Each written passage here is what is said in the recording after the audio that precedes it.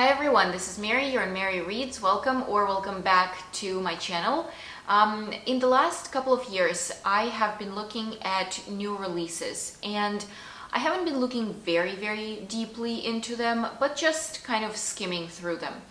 And I was never able to find anything that I actually like, anything that I would enjoy reading. And I thought that this is just not for me. I would rather stick to classics, maybe books from earlier decades, like early 2000s, maybe 1990s, something that already has a name established, something that I know I will enjoy. But this year, I decided to find the books that I would actually enjoy out of new releases. I said to myself, it's not possible that there is nothing that you would enjoy. Who are you to not enjoy anything that is being released? There are 12 months in the year, and every month, at least 5 books are getting released. So there has to be something that you will like. And I started doing research, and I actually found 10 books that I actually think I would be interested in reading, and I'll try to find some of these books this year. They are a little expensive now, but that's a different question. So let's go through the 10 books that I'm interested in 2025.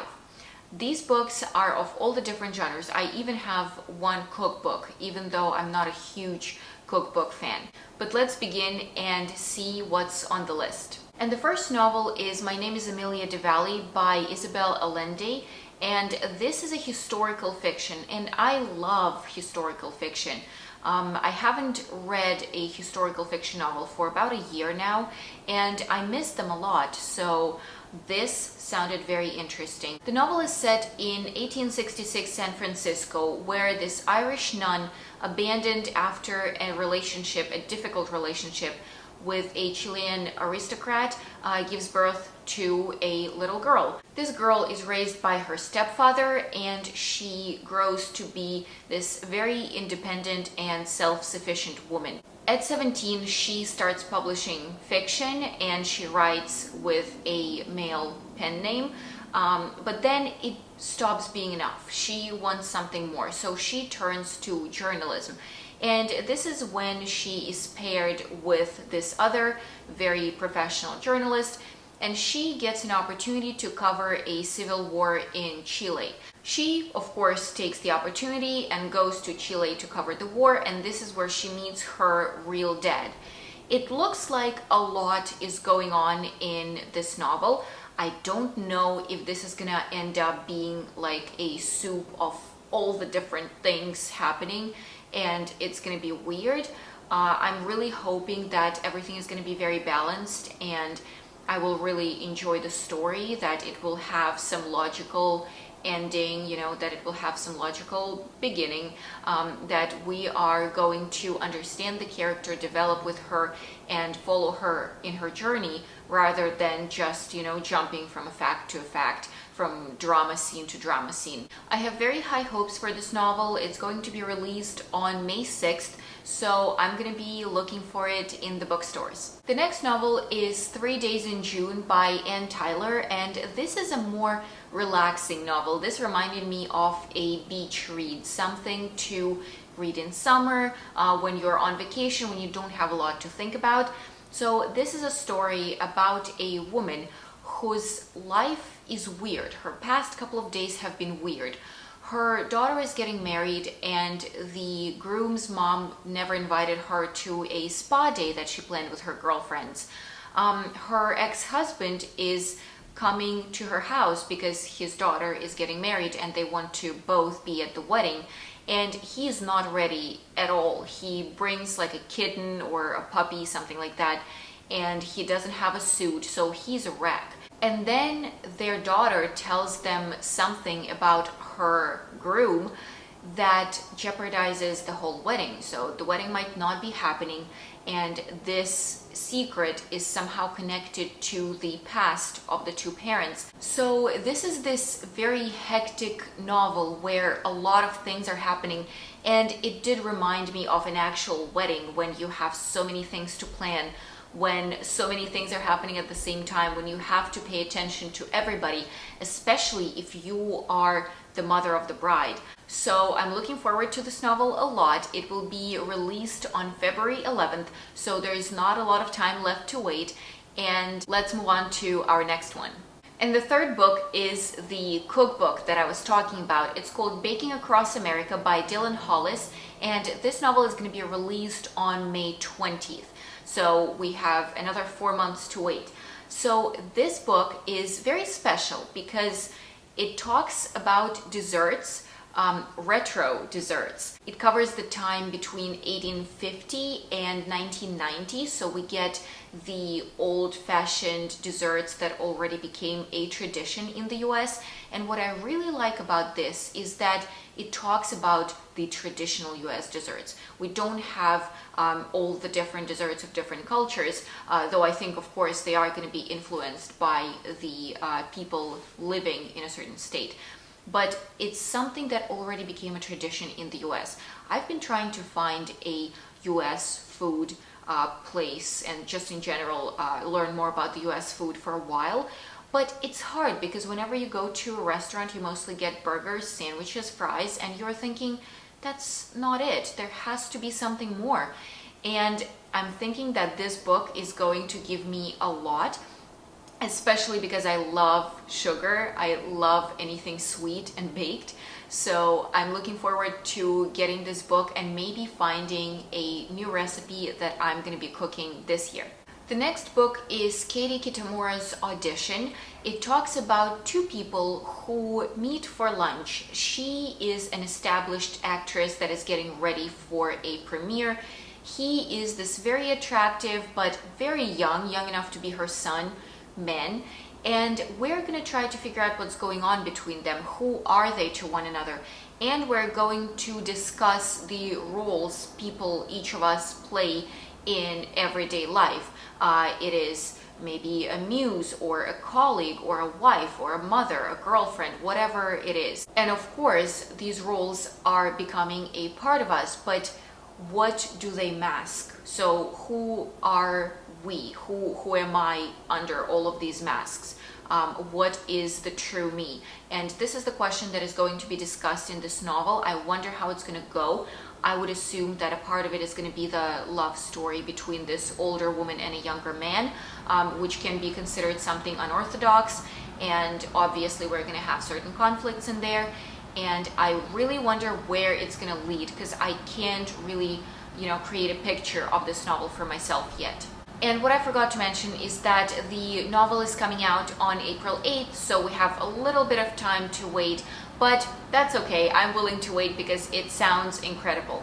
Number 5, I'll Have What She's Having by Chelsea Handler. This collection of essays is going to be published on February 25, and this is something that I usually don't read, but what interested me about this is that these are the essays of a woman who created her life, who made it interesting, and apparently the name is coming from people who are reading this collection of essays and saying, wow, I'll have the life that she's having, I'll have what she's having. And Chelsea is going to tell her story, which I assume has a lot of adventures and a lot of interesting and fun moments. It should be very humorous. And what I thought would interest me in this is that I think it's going to be similar to Sex and the City. I love the TV show. I did not like the book, and I'll talk about that in my video about what I've read in January, but I did not like the book. But the TV show is one of my all-time favorites, and I think that this collection of essays can give me some of that atmosphere of Sex and the City, of friendship between girls, of fashion, of meeting new people, of networking, of going to events. And I really want to have this uplifting, fun atmosphere, and I'm looking forward to finding it in this book. Number 6, and this is my favorite out of all of them, it's Frederick Buckman's My Friend. It's going to be released on May 6th, and I love Buckman. I haven't read everything.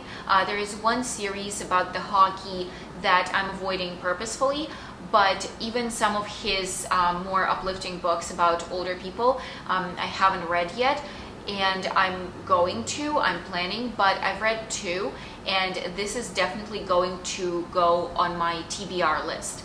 So this is a story about a woman, Louisa, an aspiring artist. She wants to learn more about this painting that is known all over the world and is considered one of the most famous paintings in the world. So this painting captures nature and sea, but what interests Louisa is the pier and three teenagers sitting on this pier. She wants to know more about them. Nobody notices them in this picture. They just think that it's a picture of the sea. But she knows that these were real people, and she wants to find out what they were, what their lives looked like, and who they were to one another. And then we transition to 25 years prior to Louisa's investigation. And we'll learn about these three teenagers who go to a pier to talk about their lives. They're trying to escape their dysfunctioning families. And they go to the pier to talk, to gossip, to spend time together, to enjoy the company of one another. This is the only place where they feel safe, where they feel wanted and needed. And they are the ones who were captured in this painting.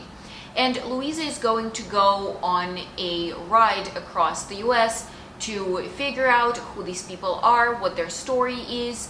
And I think this is going to be a wonderful adventure.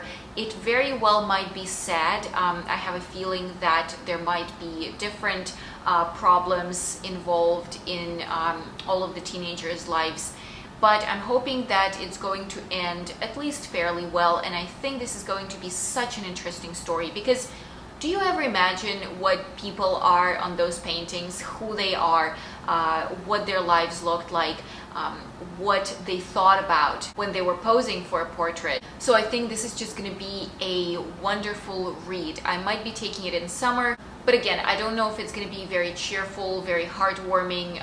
It might not be very good for summer. We'll see. I'm definitely planning on reading it this year. Number 7 is Never Flinch by Stephen King. This novel is going to be released on May 27th, and this novel is going to be with a returning character, Holly Gibney. I haven't read anything with her in the books yet, but the premise of this book sounded super interesting. So we will have two cases going on. I would assume that they're going to be somehow connected. So this is a detective thriller. And it talks about, one of the stories is about this detective who is covering a serial killer murders. He's promising to kill 13 innocent and 1 guilty people, which I think is very mysterious and interesting in itself. And then we have Holly, who is trying to save this women's rights activist from a stalker who is very annoying, very obsessive, and obviously dangerous.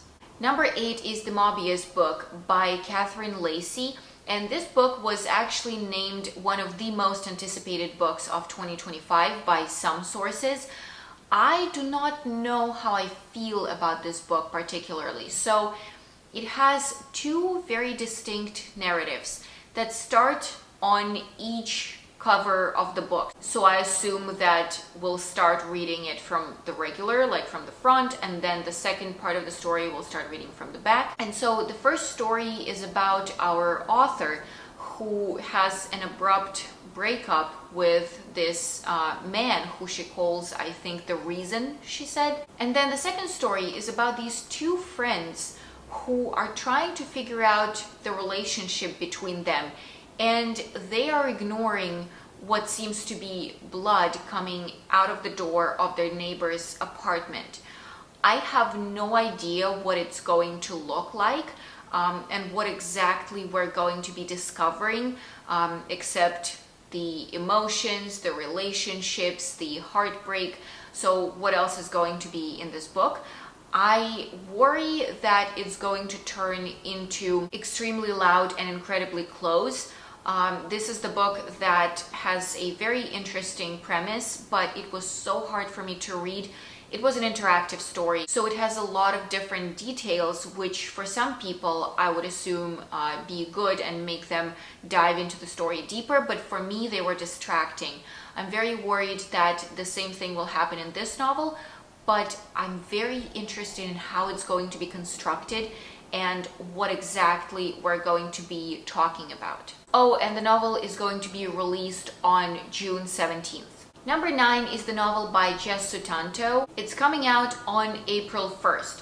This is the second part of the Vera Wong series. Kind of sounds like a designer. I wonder if that's on purpose or just a coincidence. But the second part is going to be called Vera Wong's Guide to Snooping on a Dead Man. So in the first book of the series, which I haven't read yet, but it is in my plans, I think this is going to be just a wonderful, cozy mystery.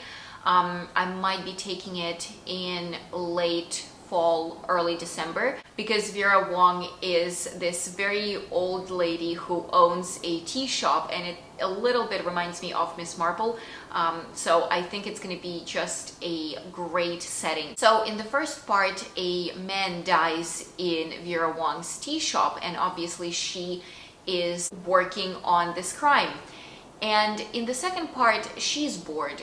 Yes, her tea house is doing especially well because she had that murder and people found out about this tea shop and everybody is coming in now. Her son found a girlfriend. Actually, it was a police officer that worked on the first case with her and that she did not like. But she's happy he has a girlfriend. So everything seems to be going well, but she's bored. She needs something. And finally, this lady comes to her. She cannot find her friend. The friend disappeared and she doesn't know where he or she, I'm not sure, is. And so Vera Wong decides to take this case, but she's kind of sitting there thinking about it. It's not serious. She doesn't know what to do until she is cat sitting for her son and his girlfriend. And of course, she is snooping around and she finds a briefcase of this police officer, the girlfriend. And in there, a file of the dead influencer who ends up being that woman's friend who she could not find. So of course she decides to get on the case and figure out what is going on. And finally, number 10 is a murder mystery. It's called The Bachelorette Party. This is a novel by Camilla Stan and it's going to be released on June 10th. So this kind of sounded like And Then There Were None by Agatha Christie. Not really, but similar somehow. So see for yourself and judge. This is a story about 4 girls. They have been going to this island every year just to spend time together, to get a rest, to gossip, to talk, to dance, but mostly just to get together and spend some time together. They have been friends since they were kids, and obviously they want to continue this relationship. But something happens and all of them disappear, leaving nothing but a handful of clues that did not lead detectives anywhere. And 10 years later, we have this girl, Tess, who is interested in murders and in just crime in general. She had this podcast, which is not doing well, and she doesn't have any money. And she has been thinking about this case of 4 missing girls her whole life. She doesn't know what happened until her best friend, who is getting married soon, decided that she wants a bachelorette party. And she's planning it on an island that is very suspiciously similar to the island where the disappearances happened. Of course, it's going to be nothing creepy and spooky. It's going to be this yoga retreat where they do yoga at the sunrise, where they have like this healthy foods aisles, where they're just enjoying themselves and getting ready for the wedding. But for Tess, it's the only chance to find out what happened to those 4 girls. And of course, I assume she's going to go to that island and try to figure out what has happened. These are all the books that I find extremely interesting and that I'm going to be waiting for in 2025. Please let me know if any of these books interested you, or if maybe you found something that you are waiting for in 2025. Thank you for watching this video. Don't forget to like it and subscribe to my channel, and I'll see you soon. Bye bye.